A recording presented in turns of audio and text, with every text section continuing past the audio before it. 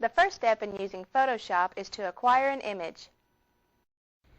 Using Photoshop, we can either edit images which are already on disk, or if we have a scanner, we can scan our own photographs.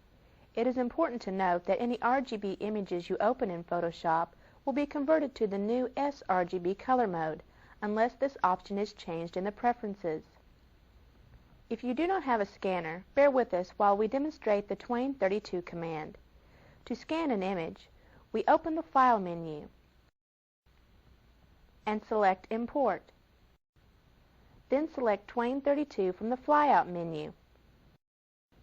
If you have a scanner and have installed all of the software for the scanner, we'll see the Twain32 window.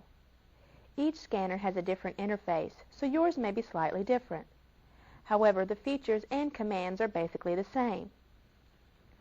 After placing our image on the scanner, click the Preview button. After a few moments, we see a preview in the preview window. If we need to adjust the image, we can do it now. Then click the Preview button again. We are satisfied with the preview, so we'll select the area of the image to be scanned. Using the mouse button, click on the lower right of the scan area and drag up and to the left until the box fits the image. The selected area can be adjusted if necessary. Next, we'll set the image resolution. Generally for images which will only be seen on the computer, like a web page for example, a high resolution of 72 pixels per inch is fine. However, if we plan to print the image, a higher resolution is better. But this will depend on what the image will be used for. For example, newsletters can be 65 lines per inch, newspapers are 85 lines per inch, and magazines are generally printed at resolutions of at least 133 per inch. Let's set the resolution to 200 dpi. By clicking on the drop-down arrow of Type,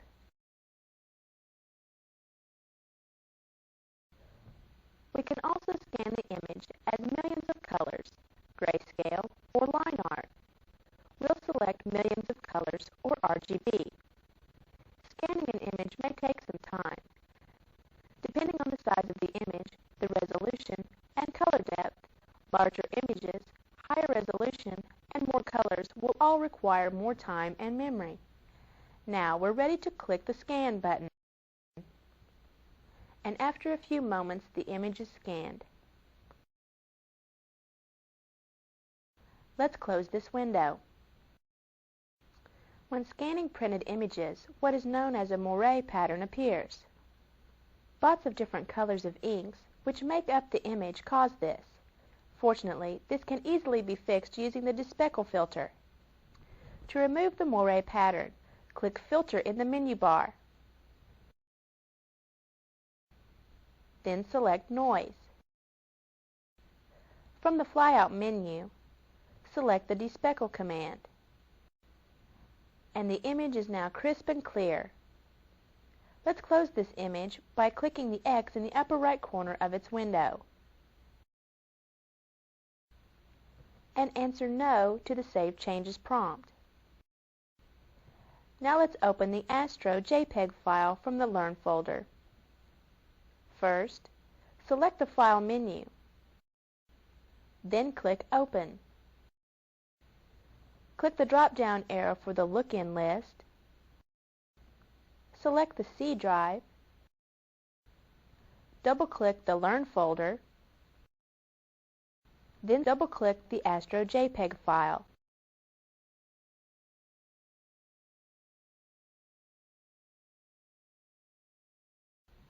The rulers and guides allow for precise positioning of every element we place in an image.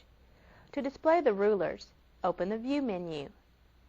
Then select Show Rulers. To hide the rulers, we can use the keystroke combination Ctrl+R. We'll press Ctrl+R again to display the rulers. Now we can use the guides to align everything perfectly. With the Move tool currently selected, we simply click on either the horizontal or vertical ruler. Then hold the mouse button down and drag the guide onto the canvas. We click on the guides and hold down the left mouse button.